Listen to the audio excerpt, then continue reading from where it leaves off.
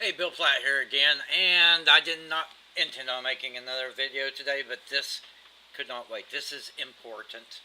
Um, Facebook. Okay, so I'm sitting on Facebook right now. You can see on the screen right there. I've got a search result. I went to Facebook and typed in publisher. Okay, now I'm going to show you there's a reason for the madness here. So when you type in any search query into Facebook and you hit enter, then it gives you a list of groups, and then if you scroll down, you'll see pages, and then you'll see posts and articles. We don't care about any of that stuff. What we care about is pages. So over here at the top, where right now I'm moused over the all, I want to click on the mouse over that says pages. Okay, so I click that, and that's going to show me all the pages that match my keyword that are actual Facebook pages. So this only applies to pages. It doesn't apply to a individual. It does not apply to a group. Neither of those things will help you with what I'm talking about right here. You gotta bear in mind it's Facebook pages. Okay. So our target keyword in this case, I did publisher because I'm looking for book publishers. And so what we do is we go through the list and we look at each one. And so Litfire Publishing has 1.3 thousand likes. They maybe don't fit into my target criteria. Children's Publishing, this is a new company, 802 likes, not my target.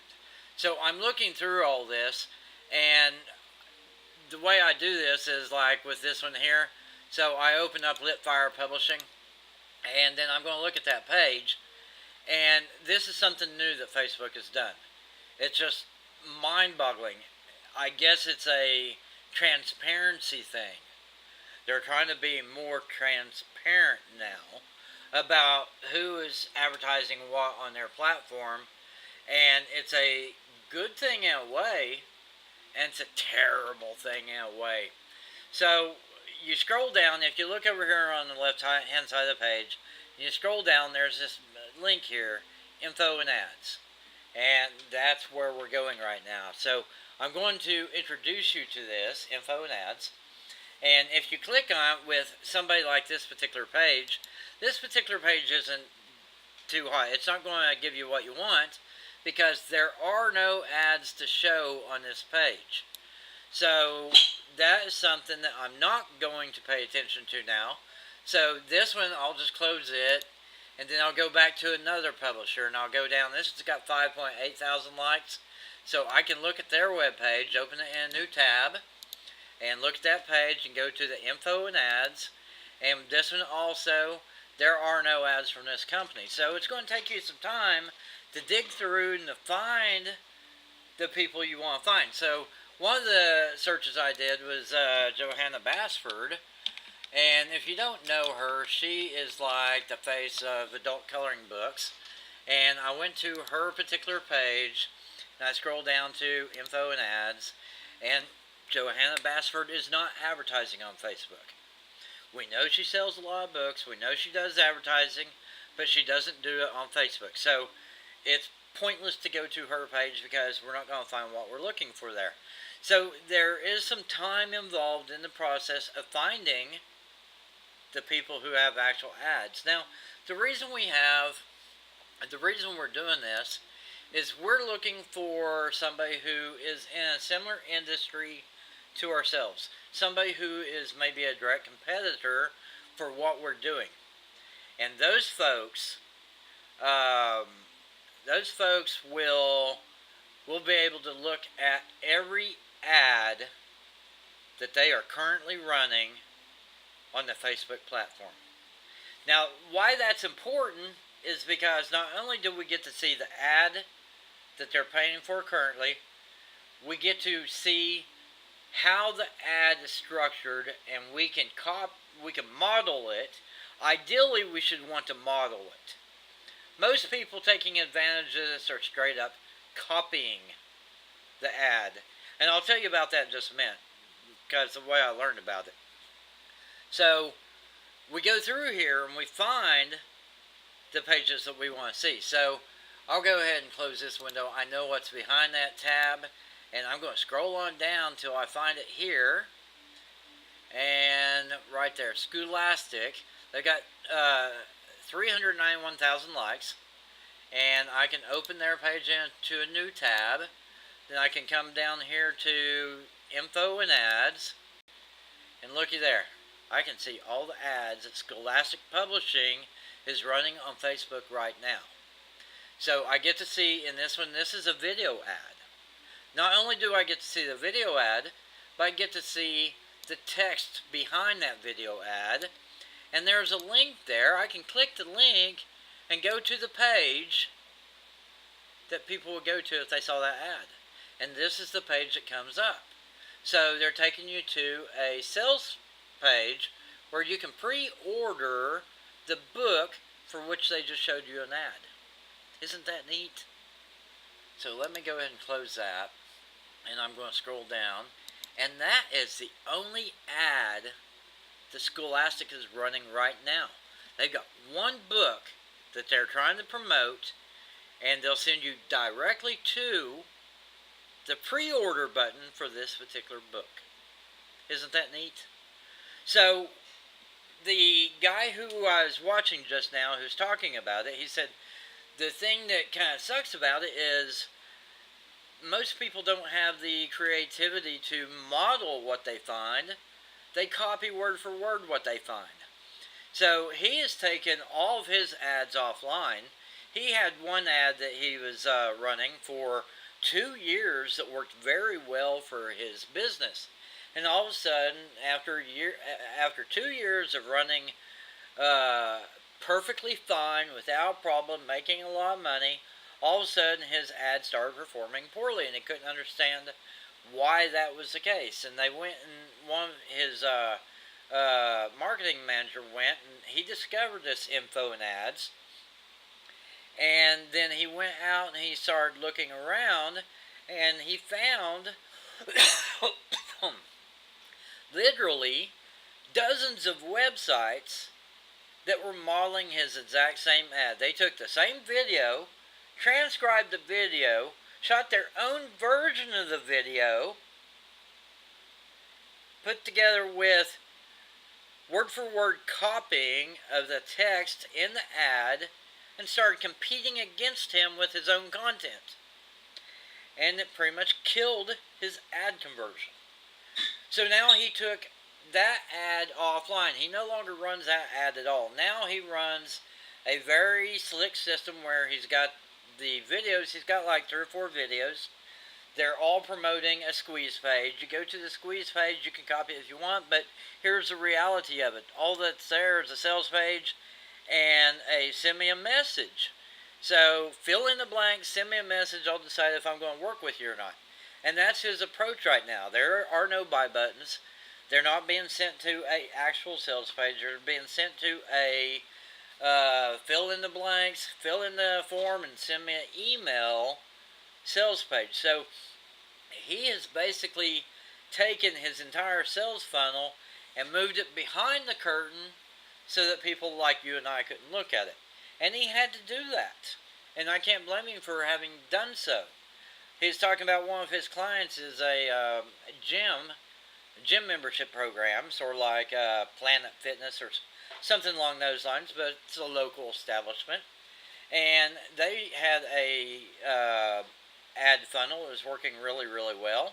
And then all of a sudden, their conversion tanked, and they started getting phone calls from people saying,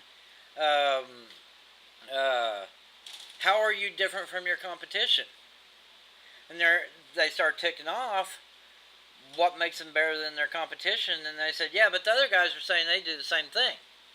And that's what it came down to. The other guys were now mimicking their successful sales funnel. So for somebody who's doing this who is successful, it's a terrible thing that people get to see our sales funnel and rip off our sales funnel.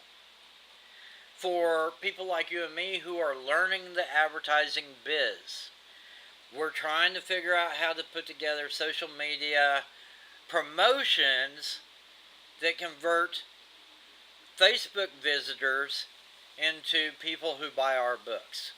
For us, it is exceptional to have this kind of resource available to us. And ideally, we would want to go and find people who create books just like ours and mimic what they're doing. And I do encourage you to not copy, but mirror. So you want to look at what they're doing and model your ads based on their ads. Don't copy them word for word. That's just wrong. Wrong on every level. But not only is it wrong on every level, you run into the distinguishing characteristics problem again. So, in the previous video I talked about distinguishing yourself from the competition by focusing down, drilling down into your marketplace, and making your books very specific. Targeting a very specific need people have and offering them a solution. So with this, Scholastic is targeting parents and teachers trying to sell kids' books. That's what they do. So in their case, we look at what they did and then we kind of mimic it. We make something similar to it, but we don't copy them word for word. And we can't copy them word for word anyway because we are not selling the same book they're selling, right? But we can model what they're doing and do it for ourselves. So ideally, we want to go to somebody who is selling journals and using Facebook to sell their journals. And here's another thing. When you're going through Facebook and you see, I haven't tested this, but I assume it's the same here. When you're going through Facebook and you see an ad like this and you see that sponsored tag right here, you can click on these three dots over here. And so this one just says report ads, so that's not any good for us. And I hate going blind to Facebook because I don't want to offend anybody who doesn't want to be offended, you know what I'm saying? So I follow a lot of people who put really crude stuff online. So I don't want to click over there. I don't want to take you to any page I haven't looked at in advance, which is the reason I open all these tabs so I can show you what I'm doing here. So the Scholastic, typically the way that works is you click on these three dots and they don't give you just a report this ad thing. It says I can't remember the exact language, but something along the lines of why am I seeing this ad? That's exactly what it is. Why am I seeing this ad? So you click that link and it goes in and it shows you the targeting that they used for that advertisement that allowed them to end up on your timeline. So you can do that with any ad. If you're going through and you see somebody pops up with a journal ad or whatever, you can click those three dots and say, why am I seeing this ad? And then they'll show you the targeting that was selected for them to use that ad to get that ad to you. Okay? I hope that makes sense. But anyway, I'll go ahead and close the Scholastic. And there are two other pages that I found when I was doing the searches. So these are from coloring books. So this lady here, she's got some ads running. And she's got 45,000 people like her page. And then you can click on info and ads. And she does coloring books. And so you can see her current ads that are currently running on Facebook. And she's got one ad. And you can see that she's announcing a new product. So it looks like a actual series of products. So every Monday she's going to release something new. She wants you to know about. She wants you to follow her page. And once you're following her page, then she can show you ads for her books. And this is one of the key things that I learned years ago. We don't generally want to target an actual sale with our Facebook ads. We want to target a like. We want somebody to like our page. Because if they like our page, then we can show them the ads because we can target them specifically. So when you set up an ad, you can say, show the ad to everybody who liked this page. And you can even go one step further and you can say, show this ad to everybody who liked this page and their friends. So you're getting a similar audience by doing it that way. Now, some of these people are going to be coming to your page and looking at what you post anyway. but they won't always do that. So you have to do the paid ads on top of that. And ideally, if you target the likes instead of target the sell, you'll find that you can generally pick up the likes from anywhere from 1 to 7 cents a like. And sometimes you can get for less than a penny a like. The best I've seen anybody do is something like 0.1 cents per like for the particular page they're targeting. Now, the best I've done is like 1.8 cents a like. But my average is closer to 7 cents a like. Now, when I turn around and I try to target book sales directly, that's going to cost me anywhere from 40 cents to $1.50 per click. Not per sale, per click. So it's better to target the likes, get them to like your page, and then show your book ads to people who already like your page, and that will bring down your cost of advertising. Okay? So with her, she's got the one sponsored ad, and she's trying to get the likes. And so she knows what she's doing here. She's doing it smart. And then once you get them on your page, you also want to create interactivity. You want people to interact with your content. So let me scroll down and see how much interaction she's got with her content here. This one here, let's see, 19 likes, 2 comments. This one's got 11 likes, 5 comments. This one here, 32 likes, 1 comment. This one here is 5 likes. So she's not killing it. This one's got 76 likes, 16 shares and no comments. This one here, 17 likes, 226 views. This one would be 1 like. This one would be 5 likes. So she's not making a killing on the interaction part of her page, the interactivity part of her page, but she's able to show on her page ads for different products she's selling, like this one right here.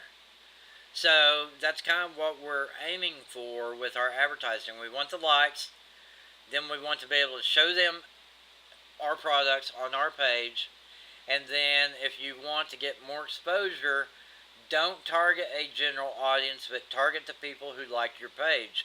And if you think that the people who like your page, their friends would also like it, target their friends also. So here's the other one I found that was doing it. This lady here, she coloring book art. This is a magazine for people who color in coloring books. Okay? And she is currently running, let's see, 4, 5, 6, 7 different ads. So she's running 7 different ads. This ad here says, "This colored pencil step-by-step project is sure to steal your heart." And then she's got a link to her webpage.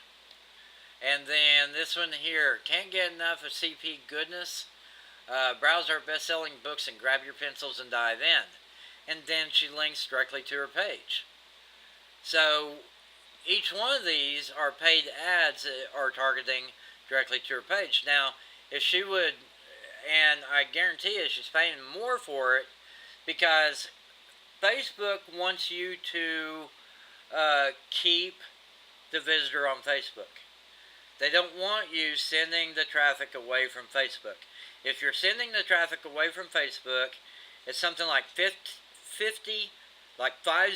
times more expensive to send them away from Facebook than it is to keep them on Facebook. So ideally, the way she would want to do this is to set the same content, except she's linking to a post inside her page, and then when people go to that post inside of her page, then they're offered a link to view the article on the website. So maybe a lot of times what she'll do is she'll do like a teaser of the article and put like the first 3 or 4 paragraphs in the post on Facebook with a link to the post on her website. So at the bottom of it, it says, "If you'd like to keep reading this article, click here."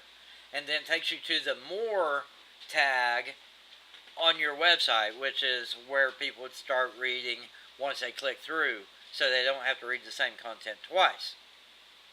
So that's the ideal way to handle this, is to link to your Facebook page, and then from your Facebook page post, link to your website. And in doing so, you bring down the cost of advertising significantly. But anyway, my point is that by using that tag, the info and ads right here, you can see what kind of ads people are running. And if you can find, if you're cruising Facebook and you see somebody who's posting something that you thought was interesting, and it has a sponsored up underneath of it, go to their webpage and click that info and ads and take a look at their ads and see what kind of ads they're paying for right now, and see where you can mimic that. And you don't even have to mimic it for your own ads. You can mimic it for your own posts. So, like, I've got a couple pages I set up. One's got like 8,000 likes on it, and it's a non-targeted page. It's not anything to do with publishing or anything. It's a specific genre or specific niche. And with that particular page, once I get people on that page and interacting with the content, then I can post links to articles, links to videos, and links to the products I've created. And we are using that particular page to advertise books, okay? So we create books that target that audience, and then we put a link inside the page that links back to our book. And then we create interactivity with the audience around those posts. And if you are in any of my groups, you should know, it should be fairly obvious to you that I know how to create interactivity with my audience. So 90% of what I do is I lead the conversation and let you all have the conversation. Okay? But you have to, in my case, I have to get out there and lead that conversation, because even with this group here, there's like 600 people in this group, the Book a Day system group. If I didn't lead the conversation, there's going to be 2 or 3 posts a week from people asking questions, but there wouldn't be that much content, and people might get bored with it and go away. But the fact that Di and I lead conversations within the group, that creates a lot of interactivity with the audience, okay? If that makes any sense. So I've got several groups where I do that, and that's what we're looking to do. We want people to pay attention to what's going on within our groups, and to interact with the content, and to leave comments, and do likes, and ask questions, and just a little bit of everything, because it's a branding thing. What I want you to walk away from every morning, if you have a question, I want you to think about Book a Day system and Bill Platt and Di Hauser and what we can do to help you. And then I want you to come ask those questions. And then every once in a while, even though there's a lot of training videos and training posts and interactivity posts and whatever, every once in a while we drop an ad. And that's okay. Because that's what we're doing. We're doing it for the money, right? We want you to buy our stuff. So whether you're dealing with groups or pages or your own personal timeline, this is how you do it. You lead the conversation, and you encourage people to interact with you. And then occasionally, when you drop an ad, it's okay. It's not a imposition on the person who's viewing the ad. Because most people who screw this up, as far as the social media advertising type thing, they send ad, then wonder why nobody pays attention. If you advertise to somebody 100% of the time, they're not going to pay attention to you anymore.